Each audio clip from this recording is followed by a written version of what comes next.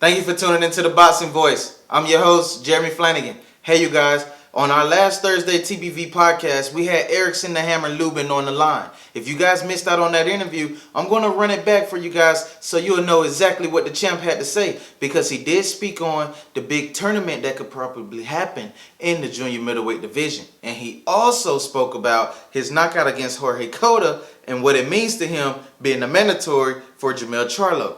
So this is Jeremy Flanagan with the Boxing Voice. I'm out. Peace. Yeah, it should be Masterpiece with the Hammer Contender. Yo. Erickson, how you doing, brother? Thank you for taking out the time to allow us to interview you after such an explosive win. I know you should be vacationing somewhere, but something tells me you stood close to home to keep to stay next to that gym. Is that true? Yeah, I stood close to home to stay close to my gym.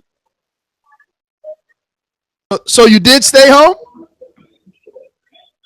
Yeah, I did stay. No, actually, I'm in New York right now.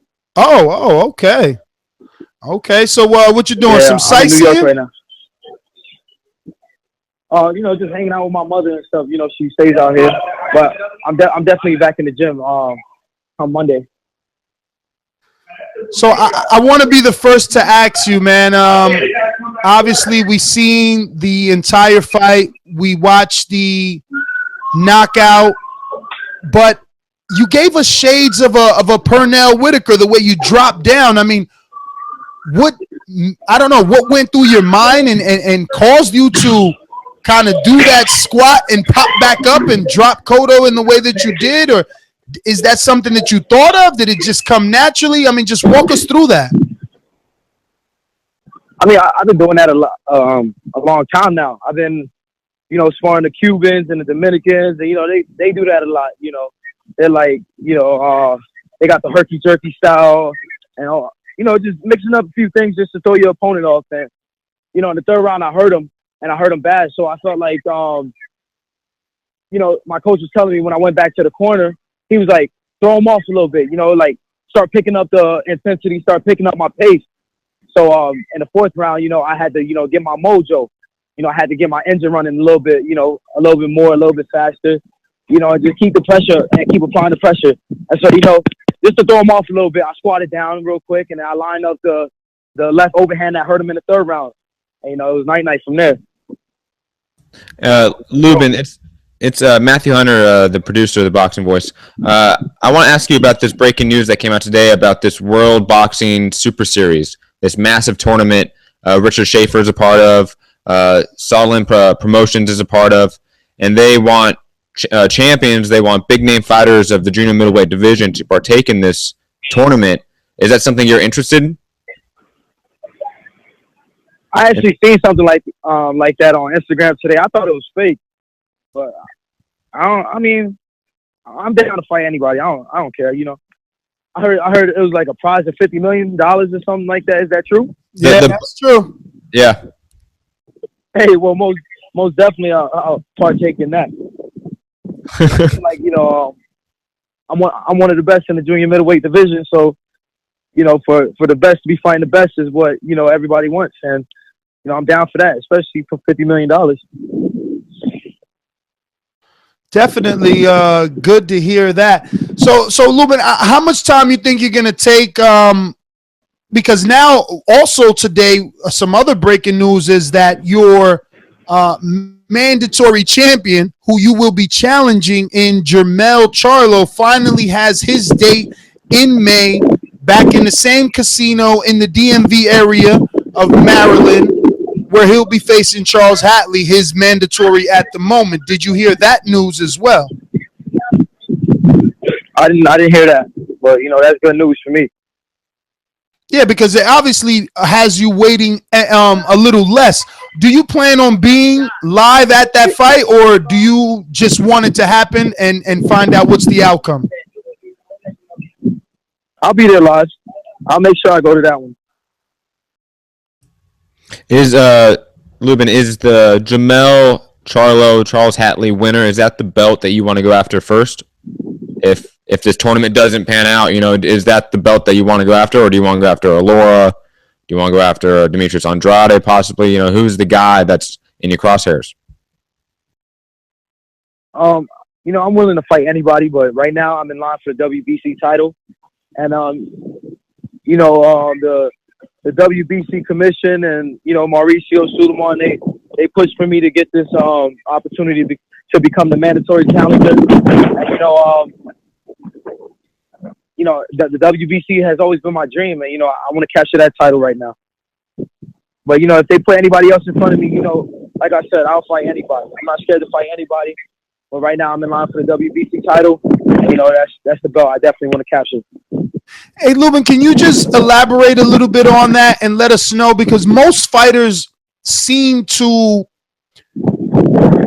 I don't know, they seem to be drawn more to the WBC belt. Our resident casual fan here, Enrique, always feels like the guy with the green belt is the real champion. Is that how you view it? Yeah, that's kind of how I view it.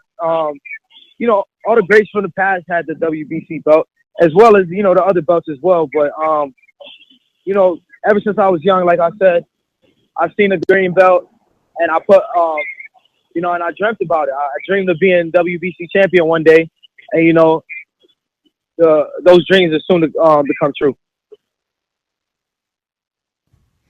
Lubin, the style that Ness alluded to was Pernell Whitaker. I was talking to hardcore fans, and they alluded to ring IQ of Mayweather. They alluded to the athleticism of Roy Jones. Is there a style that you emulate in the ring, or is there something that you take from everyone? Who do you look up to boxing-wise? There's definitely there's little bits and pieces that I take from everybody. I take the smartness and the ring IQ from Mayweather, the range like De La Hoya, the speed and combinations like Melvin Taylor, like Marvin Hagler, keep coming forward and brawling. There's just a lot, I take from every great there was.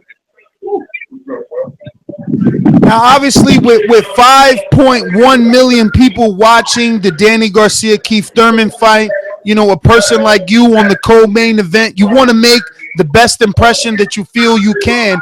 Do you feel you made a statement with that knockout win Saturday night? Yeah, I definitely do. I definitely do feel like I made that statement. And, I didn't want to just go in there and win. I wanted to go in there and win in spectacular fashion. I was getting interviews, and I was telling people the same thing. I was confident that I was going to win. I trained real hard. But, I just wanted to go out there and win in spectacular fashion. I definitely did that. And I'm in line for the title now, and I'm excited for what the future holds. Erickson Lubin, Enrique Church here, the resident casual fan. Congratulations on that win. That was awesome. I heard Nesta ask you about the green belt, and you do hold it in high regards. Mauricio Suleiman gave you the medal to commemorate your win on Saturday. Did you rock it around in Orlando? How was it wearing that? What'd you do with it? Where is it right now? Oh, man. It was an honor. It's in my mother's house right now, but, man, it was an honor. That just made it feel even more real for me to, get that medal around, around my neck. And, I can't wait till the belt, till the belt's around my waist. And let me ask you one more question, Erickson. If a guy in the gym says to ask you, hey, man, I'm trying to go be pro like you, man. What does it take? What does it take? What do I have to go through to become a champion? What do you advise him? Well, you got to go through a lot. First, you gotta have a desire. You gotta work hard. You gotta always be in the gym. You gotta be 100% full boxing. You can't, this is not something you give up on. You gotta always be in the gym, listen to your trainers and stuff like that. And and then you gotta have the mindset of a champion. To go out there and always win. Damn, thanks, man. That's awesome. I'm gonna use that's my storyline when I meet you. I'm gonna have that on camera. You gonna show us that. Thank you very much, Erickson Lubin. Congratulations, man. Hey, Lubin. So I'm Steven Calderon, the producer here. So I just had a quick question. A lot of us kind of expected you to win on Saturday and to claim that mandatory status. Now you're no longer a prospect; you're a contender. Moving forward, you might not be the guy everyone picks going into the fight. Does that change your mindset about how you're going to go about the rest of your career? Do things change now in training? Do things change now when you're not in training? I thought, a couple people underestimated me for this fight. They felt like Cotto was too strong for me, and I was moving at too fast of a pace. And that just fueled me, to go in there and make me do extra in the gym. It motivates me to just go harder, man.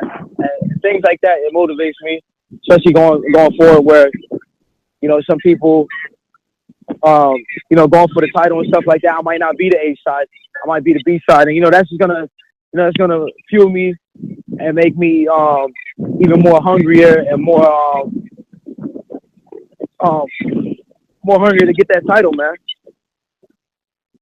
Well, Erickson, I want to thank you, obviously, for giving us the opportunity to interview you, man. It's always a pleasure to stay up to date with you. Always. And big shout out to Jason, obviously, your trainer, man, for, doing such a great job with you and his son, man. We want to wish you the best. Can't wait for this opportunity. See you definitely in D.C., when you go and watch the fight live with Jamel, and hopefully you get something in the cards sooner than later, and we could come down to the gym and check you out. Most definitely. Thank you, man. It's always a pleasure. All right. Thank you, Hammer. Peace. Master